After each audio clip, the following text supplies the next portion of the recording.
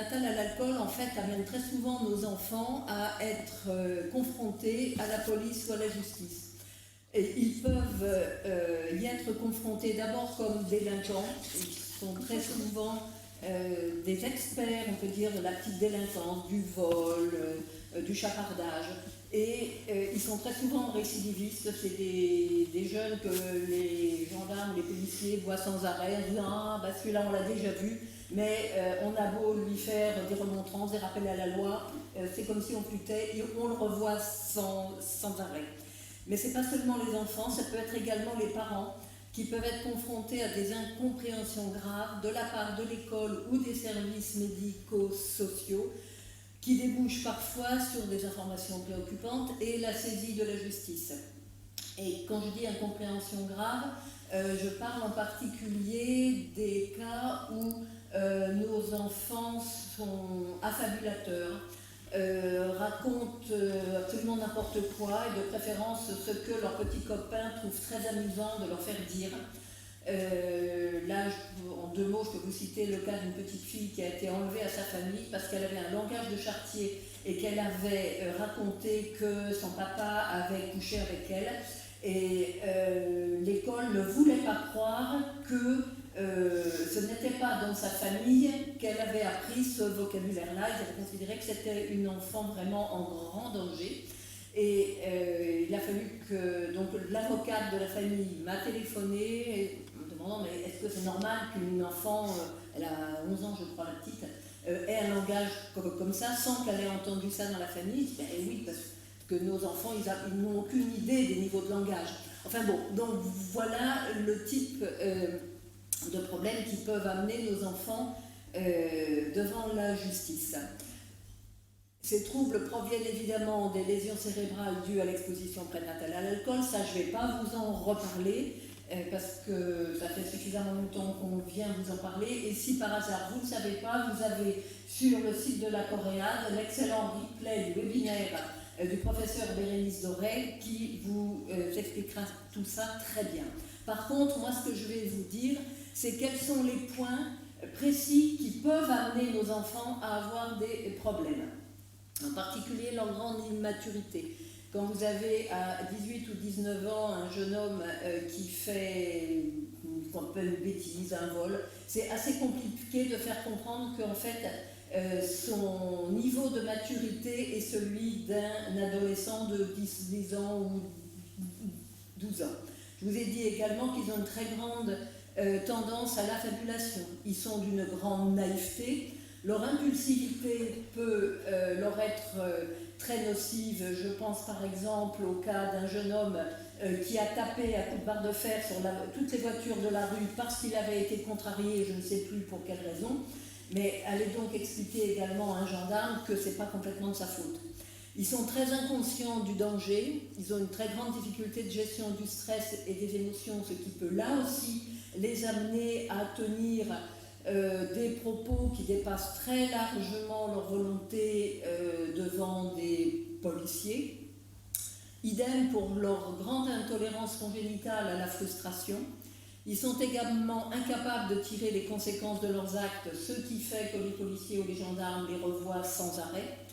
Ils ont une très faible compréhension des consignes, des règles sociales, en particulier donc des niveaux de langage et de même du niveau, comment on peut dire, de la sphère d'intimité. Ça, c'est quelque chose qui pour eux est très difficile à comprendre. Et ils ont, tant qu'à faire, une très mauvaise maîtrise de la notion de propriété et de l'argent. Je pense également à un petit garçon qui avait piqué une veste dans le couloir de son école, parce que cette veste, il la trouvait très belle, mais de toute façon, elle n'appartenait à personne, puisqu'il n'y avait personne à côté de la veste. Ça, c'est quelque chose qui est très difficile à comprendre pour un gendarme, mais pour un enfant qui a été exposé à l'alcool, c'est d'une logique imparable. Donc, sans diagnostic ni accompagnement adapté, ces difficultés-là vont amorcer pour nos enfants la descente aux enfers. Et quand je dis descente aux enfers, c'est qu'un enfant atteint de TSA est la plupart du temps un enfant mal compris. Son comportement, il va être pris à tort pour de la mauvaise volonté, de l'insolence, voire de la provocation. et également comme une éducation, comme le résultat d'une éducation familiale déficiente, comme je vous ai dit tout à l'heure à propos de cette petite qui avait un langage de charretier. Et avec tout ça, cet enfant il va pouvoir développer des troubles secondaires. Ces troubles secondaires, ça va commencer par une mauvaise estime de soi-même. Quand on vous a expliqué à l'école depuis que vous êtes tout petit que vous êtes nul, que vous êtes inattentif, que vous faites rire tout le monde, que vous êtes éventuellement un mauvais enfant, comment voulez-vous pouvoir développer une bonne estime de soi-même? Ça amène tout naturellement à un découragement, parce que cet enfant, en fait, il fait des efforts monstrueux à l'école pour être un enfant satisfaisant, et évidemment, il n'y arrive pas. Ça l'amènera à se décourager, à ne plus faire aucun effort, et ça l'amènera vers la rupture ou le refus scolaire. De là au trouble de l'opposition, il n'y a qu'un pas, qui l'amènera aux fugues, et ça je vous décris en même temps le parcours de mon fils, mais je ne vais pas vous le re-raconter parce que je l'ai déjà raconté souvent. Plus l'enfant grandit, plus il va y avoir des troubles psychiques qui vont se développer, en particulier des troubles anxieux, des troubles dépressifs. Si par malheur il tombe dans l'addiction, on va avoir droit à des conduites à risque, une vulnérabilité évidemment à de mauvaises influences. Au moment du développement de la sexualité, on va avoir des actes inconsidérés ou déplacés. Et pour finir avec tout ça, une tendance suicidaire qui est beaucoup plus présente chez les enfants exposés à l'alcool que chez les autres enfants. Je vous dépeins un tableau assez apocalyptique, mais c'est présent dans une bonne partie des jeunes qui ont été exposés à l'alcool. Parce que tous ces troubles vont accroître en fait sa vulnérabilité à différentes formes de marginalisation. Ça, ce sont des chiffres tirés de 2 études américaines, une de Anne Streisgood, qui est probablement le médecin qui a fait le plus d'études sur ce sujet-là, qui montre donc que 60% des adultes ont été en rupture scolaire, pratiquement autant ont eu des problèmes avec la justice, 46% développent des problèmes de drogue ou d'alcool. Nous avons donc la deuxième étude, elle est intéressante parce qu'elle a été conduite sur 25 ans, donc on a un bon suivi. Et elle a montré que donc les personnes exposées à l'alcool ont 2 à 3 fois plus de risques de développer une dépendance à une ou des drogues, une dépression, des troubles anxieux et des troubles de la personnalité. Mais cette dégringolade, en fait, elle n'est pas une fatalité.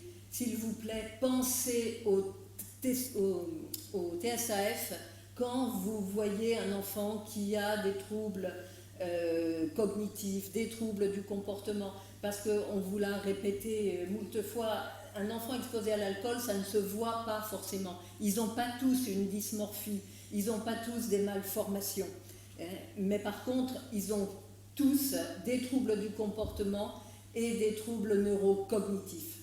Les troubles primaires, c'est vrai, ils sont irrémédiables, on peut les atténuer un peu, mais pas beaucoup. Mais par contre, les troubles secondaires, tous ceux dont je vous ai parlé précédemment, les histoires de rupture scolaire, de mauvaise estime de soi-même, ceux-là, ils sont atténuables, et atténuables grandement, mais ça, ce n'est possible qu'avec une prise en charge et un accompagnement précoce. Ces 2 points sont absolument essentiels. Il faut repérer tôt pour agir tôt. Alors là, je suis contente parce que grâce à l'exposé précédent, on voit qu'il y a des choses qui vont se mettre en place ici. Il faut donc évidemment un diagnostic précoce, il faut un accès, un suivi pour enfants atteints de troubles du neurodéveloppement, à condition qu'il y ait des places, à condition qu'il y ait suffisamment de professionnels.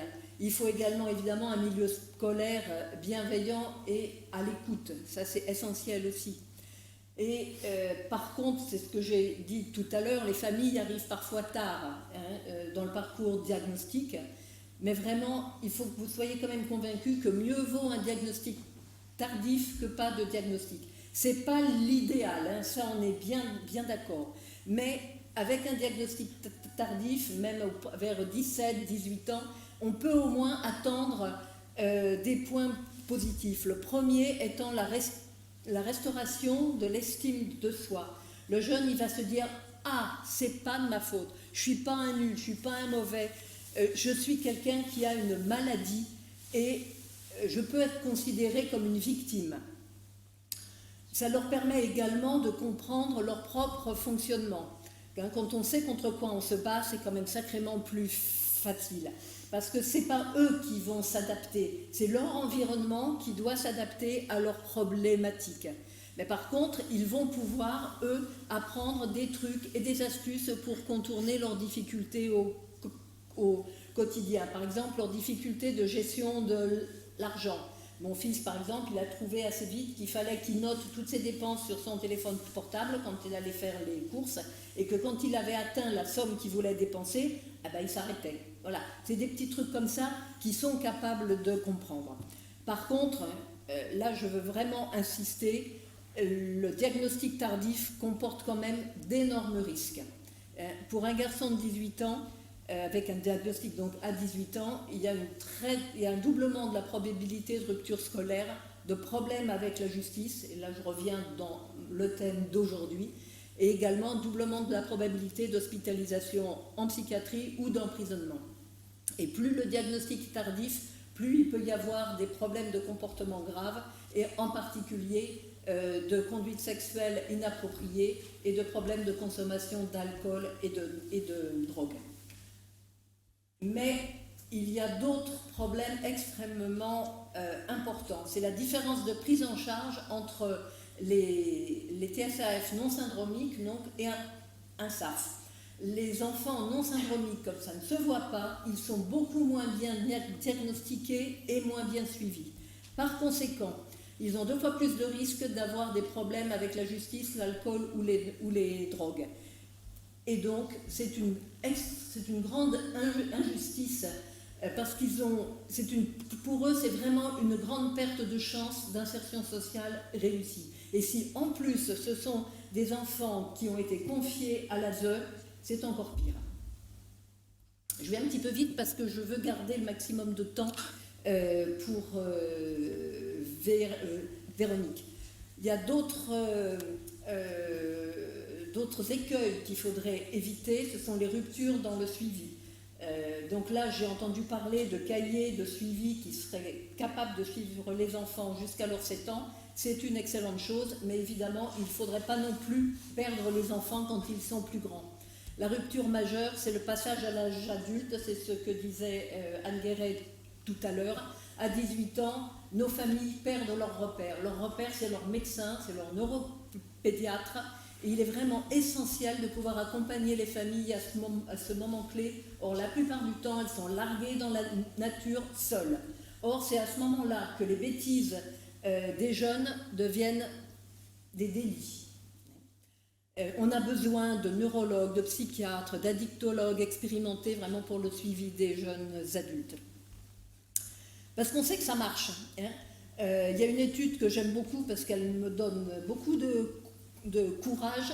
C'est une étude suédoise sur 79 adultes donc, qui montre que dans cette étude où il y a eu un diagnostic de SAF complet pour tous, une prise en charge précoce et surtout le système social scandinave qui en particulier interdit qu'un enfant soit sorti de l'école avant l'âge normal de fin des études, bien, on s'aperçoit que ces personnes avec SAF ont un relatif succès scolaire.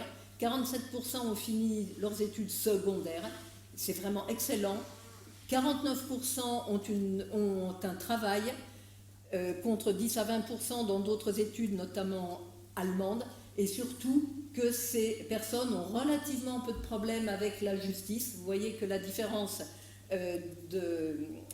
entre le nombre de délits entre les SAF et les témoins n'est pas énorme. Et malgré qu'elles aient évidemment de forts problèmes psychiatriques et une sensibilité aux drogues et à l'alcool, mais ça influence relativement peu. Alors maintenant, on va arriver en Nouvelle-Aquitaine. c'est la même chose pratiquement que je dis tous les ans. Nous manquons, quand je dis nous, c'est nous, association Vivre avec le SAF, nous manquons de ressources médicales bien identifiées. Nous avons en particulier, toujours pareil, un neuropédiatre identifié. On a beaucoup de difficultés pour savoir vers qui orienter nos enfants quand ils sont grands. Je vous parle d'enfants de 12 ans, entre 12 et 18 ans, voire des adultes. Là, récemment, j'ai dû orienter une famille de Haute-Vienne, orientée donc soit vers Rodez, soit vers les Sables d'Olonne, parce que là, je sais que j'ai des pédiatres ou des neuropédiatres qui sont expérimentés en pathologie liée à l'alcool. Donc, s'il vous plaît, formez-vous. C'est possible. Il y a le DU, trouble du neurodéveloppement. On a parlé tout à l'heure aussi du DU, addiction et périnatalité. C'est hyper intéressant. Il y a également, même plus simple, les outils de la Coréade qui sont magnifiques, qui sont superbement faits. Mais s'il vous plaît, contactez-nous, parce que nous, on a besoin de vous.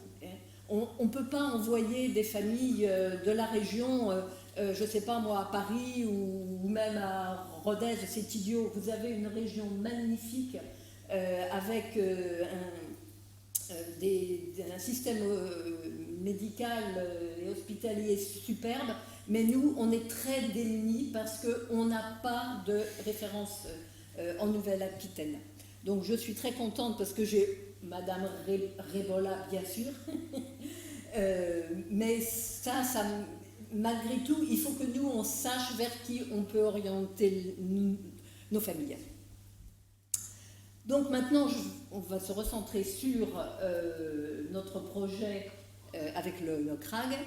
Lorsque nos enfants tombent malgré tout sous le coup de la loi, il est évident qu'il faut sensibiliser au TSAF toute la chaîne judiciaire. Jusqu'à présent, en France, on peut dire que le monde judiciaire ignore tout de ces pathologies. Notre exemple et notre phare, c'est le centre ressources de la Réunion, puisque là, en 2 ans, ils ont formé la totalité des personnels de police et de justice de l'île. Le diagnostic de TSAF, c'est un élément essentiel. Ça ne doit pas être une excuse pour que nos enfants, s'ils ont commis un délit, échappent à la loi, mais ça doit être une pièce du dossier pour leur assurer un processus judiciaire juste et efficace, pour éviter les erreurs d'interprétation, je vous en parlais tout à l'heure, pour les écoles et les services sociaux, et en fin de parcours judiciaire pour améliorer et assurer de bonnes chances de réinsertion. Donc ce projet, qu'est-ce que c'est ? Eh bien, ça consiste à sensibiliser les personnels de police et de justice, donc tous les publics, depuis les personnels de gendarmerie, de police, la magistrature, bien évidemment, les avocats, les services d'insertion et de probation, les éducateurs.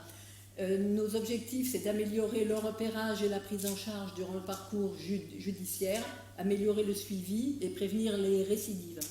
Et là, parmi les moyens, bien entendu, nous avons besoin de médecins experts. Encore une fois, vous avez toute votre place dans le processus judiciaire.